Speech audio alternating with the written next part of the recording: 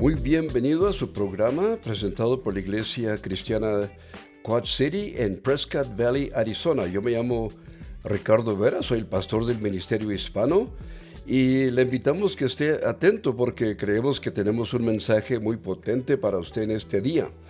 Hoy estamos presentando el mensaje que Dios le envía a la iglesia de Esmirna.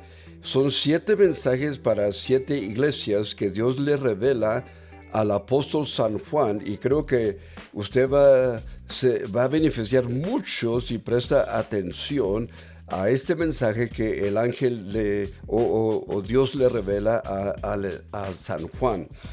Le suplicamos que se comunique con nosotros a través de nuestro sitio web o una llamada telefónica al 928-800-1071. Mire, una vez más, le invitamos que nos acompañe algún día la Iglesia Cristiana Quad City en Prescott Valley, Arizona.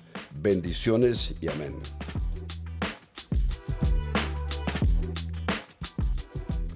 Muy bien, vamos a continuar. Mire, este es el segundo mensaje que se recibe. La segunda iglesia es la iglesia de Esmirna. Quizás usted recuerde que cuando el apóstol San Juan es castigado, él es enviado a la isla de Patmos.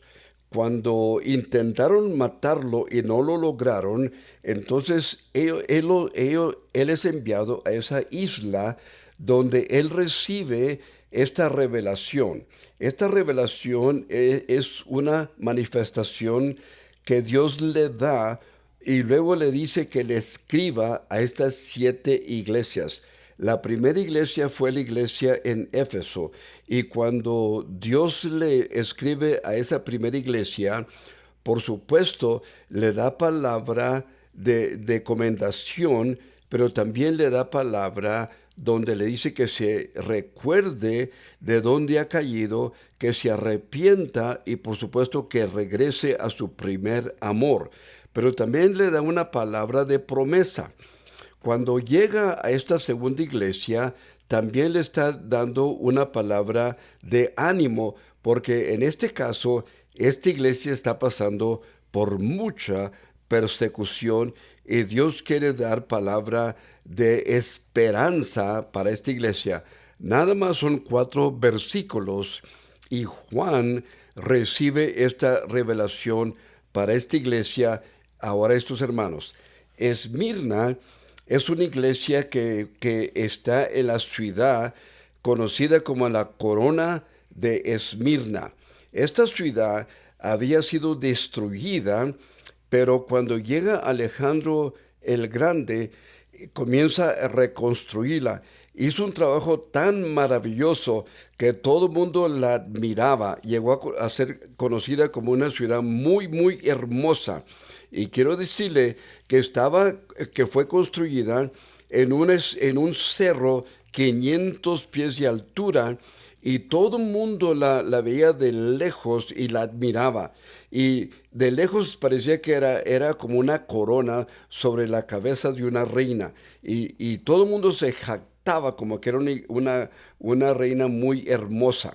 Dice el versículo 9 del segundo capítulo: escribe al ángel de la iglesia de Esmirna. Una vez más, este es el segundo mensaje para la segunda iglesia. 7 mensajes para 7 mensajeros de las 7 iglesias. Cuando dice escribe al ángel, está hablando del pastor de la iglesia, no un ángel como el ángel que se le apareció a María o a Abraham, sino que en este caso es un humano, el pastor de la iglesia. Escribe al ángel de la iglesia. La iglesia es el cuerpo de creyentes, no es un edificio compuesto de madera o de ladrillo, sino que es compuesta de creyentes convertidos y lavados con la sangre de Cristo Jesús. Gente que ha sido convertida a una nueva vida. Dice, de modo que si alguno está en Cristo, nueva criatura es. Esas nuevas criaturas componen la iglesia de Cristo Jesús. En esta revelación, el ángel, el pastor, recibe el mensaje para la iglesia. Ahora, esto dice el primero y el último, el que murió y volvió a vivir. Se refiere a Cristo Jesús, ¿verdad? Esto dice el primero y el último. Y es interesante, hermanos. Si usted da lectura al primer capítulo del libro de Apocalipsis, este primero y este último es conocido como el Alfa y el Omega, el principio y el fin. Recuerde, ¿verdad? Este es el que todo empezó desde el principio y todo se termina en el, ¿verdad? Primero y último, el Alfa y el Omega.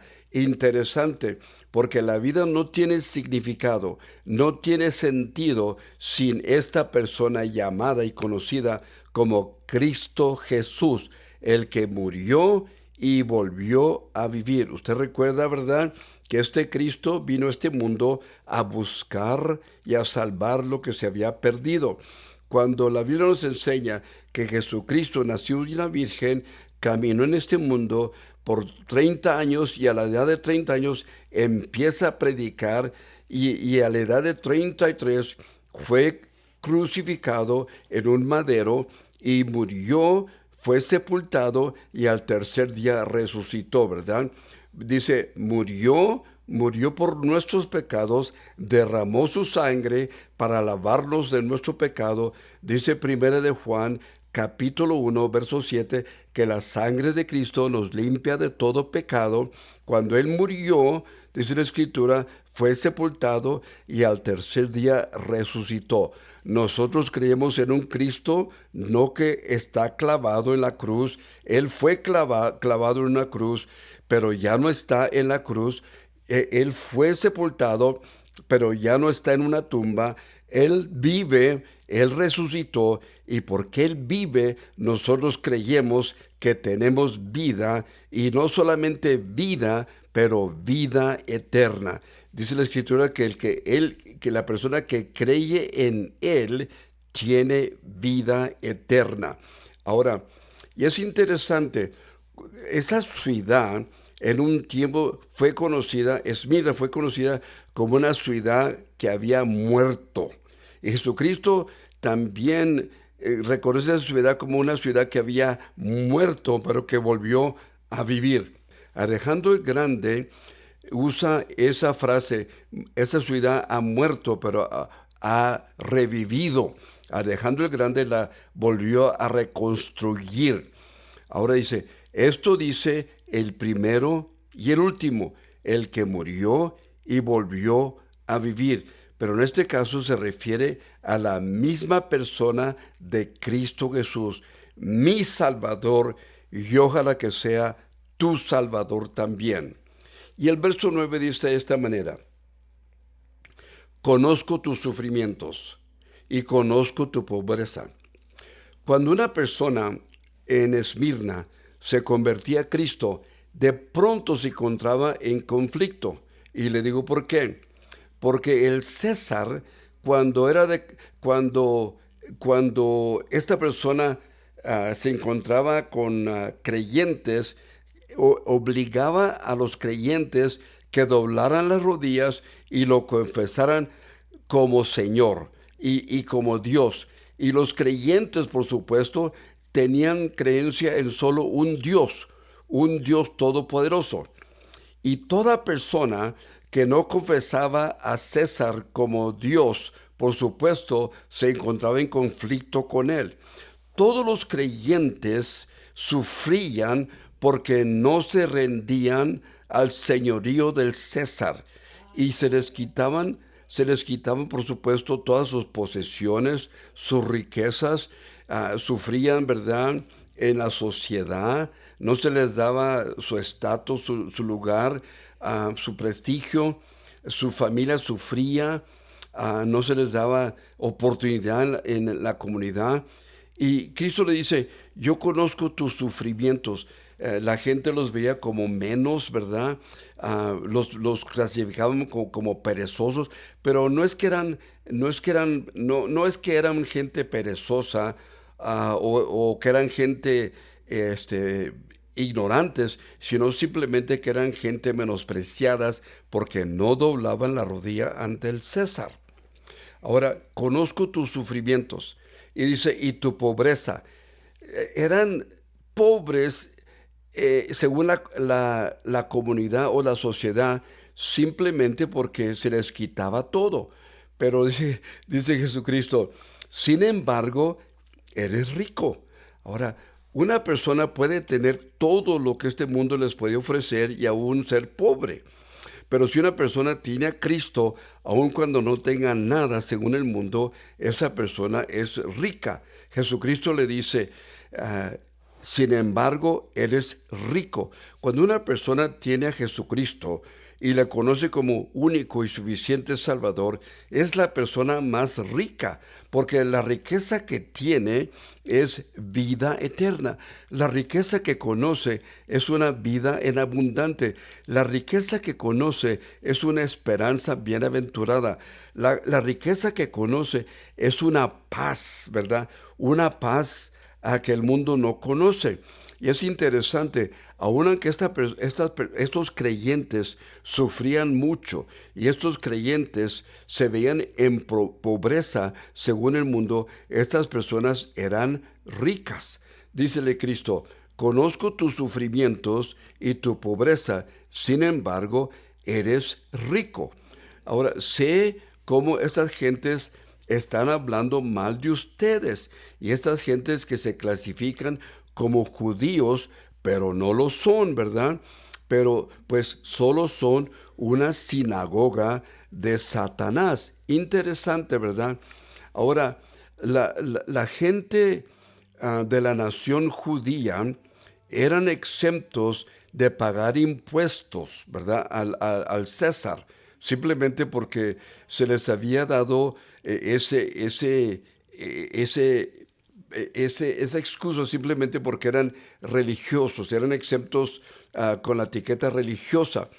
Pero cuando entre los judíos se estaban convirtiendo algunos, estos judíos que se convertían a Cristo, los judíos los clasificaban ellos como fanáticos y los hacían menos también, solo que los de Esmirna y los judíos que no creían en Cristo los menospreciaban y los creyentes en Jesucristo sufrían no solamente no solamente sufrían externamente, pero internamente, ¿verdad?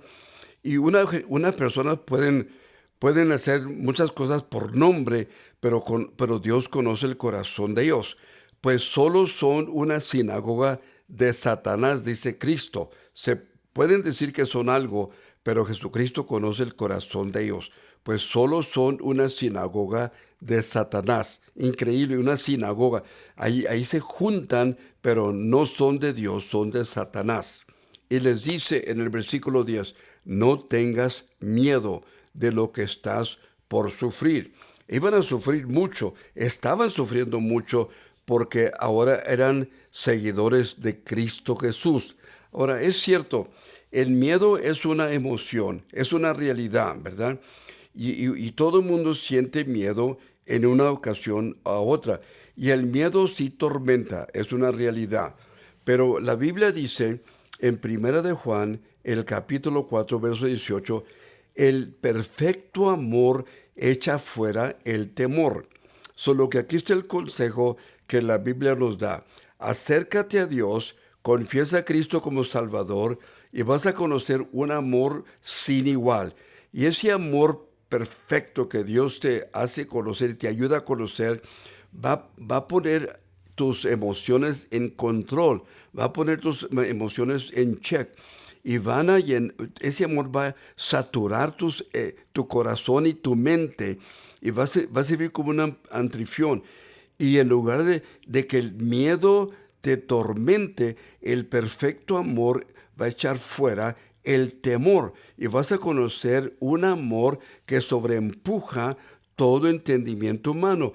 Por eso vas a conocer una paz en medio de un crisis, porque el perfecto amor va a venir a gobernar tu espíritu. Por eso le dice, no tengas miedo de lo que estás por sufrir. ¿Por qué? Porque ahora yo voy a estar contigo.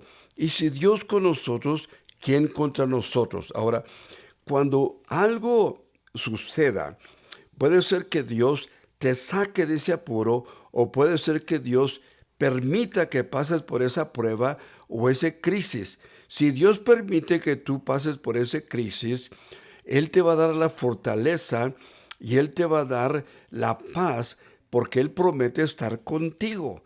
Ahora, si Dios permite que tú pases por un crisis, es porque Él te va a dar la fortaleza y Él promete caminar contigo. Te advierto que el diablo, dice el versículo 10, te meterá a algunos de ustedes en la cárcel para ponerlos a prueba y sufrirán aflicción durante 10 días. Ahora, esos 10 días es simbólico de un tiempo, pero un tiempo limitado y tiempo específico con principio y fin. Dice que el diablo, ahora quiero que entienda algo, el diablo no es soberano, el diablo tiene que recibir permiso aún de Dios. No sé si usted recuerda, pero en un tiempo el diablo tuvo que obtener permiso de Dios para atentar o para tratar con Pedro. Cristo viene a Pedro y le dice, el diablo ha pedido permiso para zarandearnos como trigo. Y Dios le dio permiso al diablo para tratar con Pedro. Lo hizo con Job también. Pero le dice Cristo a Pedro, pero cuando regreses vas a dar ánimo a los hermanos. El diablo tiene mucho poder, pero Dios es el que controla todo, ¿eh?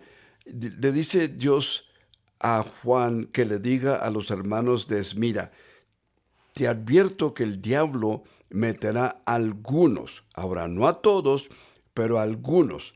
Y ahí es donde quiero decirnos que no todos vamos a conocer las mismas pruebas o el mismo nivel de sufrimientos, pero Dios quiere que te prepares para que venga lo que venga, o pase lo que pase, o sea lo que sea, Dios promete estar contigo. Te advierto que el diablo meterá a algunos de ustedes en la cárcel, pero dice, para ponerlos a prueba. Todo es con propósito, dice, para ponerlos a prueba y sufrirán aflicción durante 10 días. Una vez más, 10 días es simbólico porque es un tiempo limitado y específico con principio y fin. No es para siempre, ¿ok?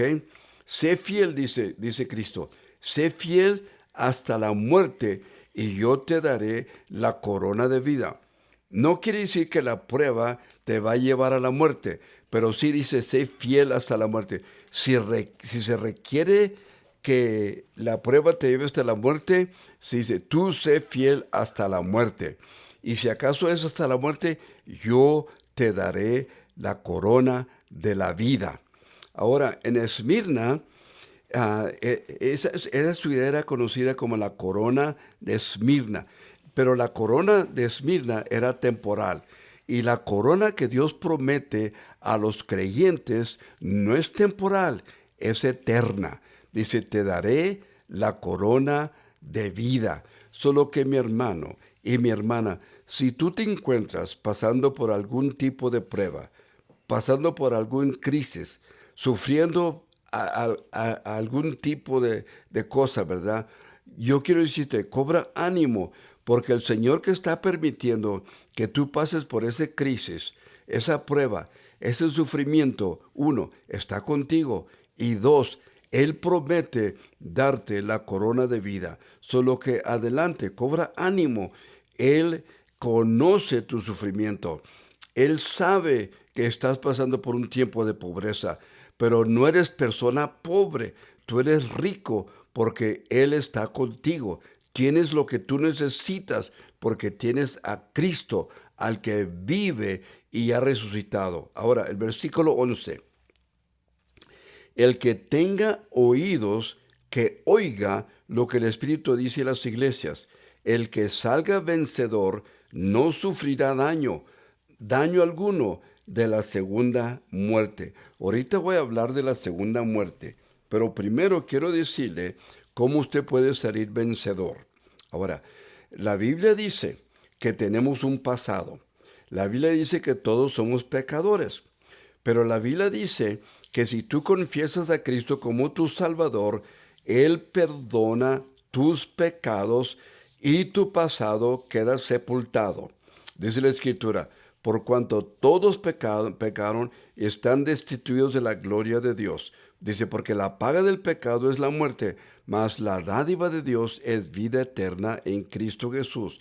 Quiero decirte algo, en Romanos 3:23, Romanos 6:23, si nosotros confesamos que somos pecadores, le pedimos a Dios perdón, Dios perdona nuestros pecados y nos da el regalo de la vida eterna. Quiere decir que Dios perdona tu pasado y pasas de muerte a vida y empiezas a vivir una vida nueva. Mire, si usted tiene algo con que apuntar o si tiene su Biblia a la mano, apunte 1 Corintios capítulo 15 y el verso 57. Se lo repito, 1 Corintios capítulo 15, verso 57.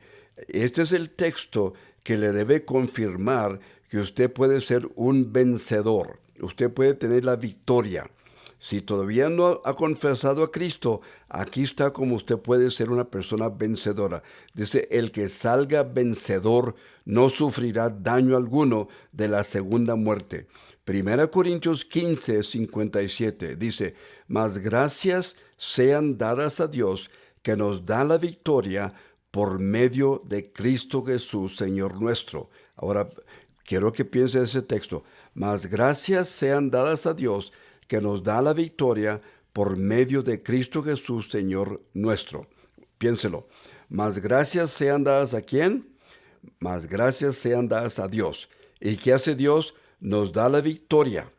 ¿Qué es lo que usted necesita? Victoria. ¿Por medio de quién?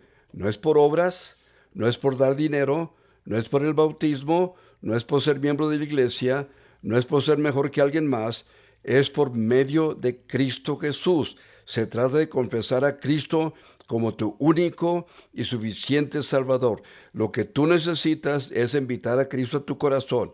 Repito el texto. Mas gracias sean dadas a Dios, que nos da ¿qué? La victoria. ¿Por medio de quién? Por medio de Cristo Jesús. Cristo dijo, yo soy el camino, la verdad y la vida, y nadie viene al Padre si no es por mí. Pablo dice, que Cristo es el único mediador entre Dios y los hombres. Mas gracias sean dadas a Dios, que nos da la victoria por medio de Cristo Jesús. 1 Corintios 15 y 57. Ahora, yo quiero decir algo más, por favor. No, yo quiero decirle que en Apocalipsis, el capítulo 20, quiero enseñarle algo interesante ahí, porque en Apocalipsis capítulo 20, el versículo 11, está algo allí que usted quiero que vea conmigo. Dice que yo vi un gran trono blanco en el versículo 11. Vi un gran trono blanco. Y en ese trono blanco, el que estaba sentado allí es el mismo Cristo, ¿verdad? Y lo dice, vi los libros abiertos, dice, y el Hades y la muerte, dice que ahí estaban todos los que murieron, ¿verdad? Antes, los que estaban en el mar, ¿verdad? Todos fueron presentados y los libros fueron abiertos. Y luego dice, vi un libro, el libro de la vida. Ahora, escuche conmigo, los libros, ahí estaban las obras de todos los que no confesaron a Cristo, las obras, Apocalipsis capítulo 20, del 11 hasta el versículo 15. Vi los libros, y ahí están las obras de todos los que no confesaron a Cristo.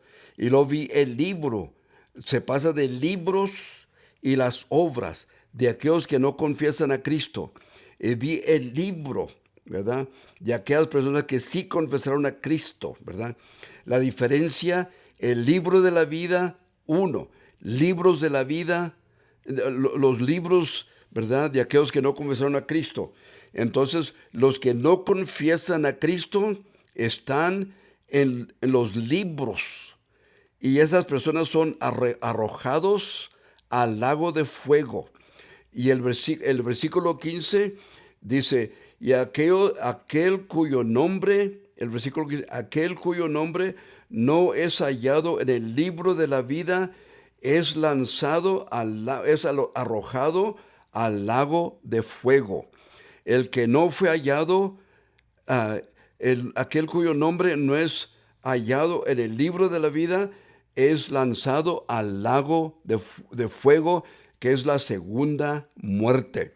Entonces, los libros tienen las obras de aquellas personas que rechazan a Cristo, pero el libro tiene los nombres de aquellas personas que sí aceptaron a Cristo. Y el último versículo, Apocalipsis capítulo 20, verso 15, aquel cuyo nombre no se halló escrito en el libro de la vida, fue lanzado al lago de fuego, que es la segunda muerte. Asegúrese que su nombre esté inscrito en el libro de la vida, para que no sea lanzado al lago de fuego. Los libros, ahí está el nombre de aquellas personas que rechazan a Cristo. El libro tiene el nombre de las personas que reciben a Cristo como su único y suficiente Salvador. Léaselo allí, Apocalipsis 20, versículos 11 al versículo 15. Mi nombre está escrito en el libro de la vida. ¿Por qué? Porque llegó el día cuando reconocí mi pecado y entendí que la única manera para que mi nombre estuviese en ese libro es de invocar el nombre de Cristo Jesús. Y no fue que di dinero o hice buenas obras o me hice miembro de la iglesia o me bauticé, sino que confesé a Cristo como mi único y suficiente Salvador. Y le dije a Cristo, entra a mi corazón, dame esa nueva vida. Entonces dice, aquel cuyo nombre no estaba escrito en el libro de la vida fue arrojado al lago de fuego. Asegúrese, una vez más, que su nombre esté inscrito en el libro de la vida. Una vez más, yo me llamo Ricardo Vera. Esta es la Iglesia Cristiana Quad City, la Iglesia Cristiana en Quad City, en Prescott Valley, Arizona. Llámenos al 928-800-1701. Aquí estamos para servirle en la Iglesia Cristiana Quad City en Prescott Valley, Arizona. Dios me lo bendiga y fue un gozo estar con usted. Hasta la próxima vez. Bendiciones. Amén.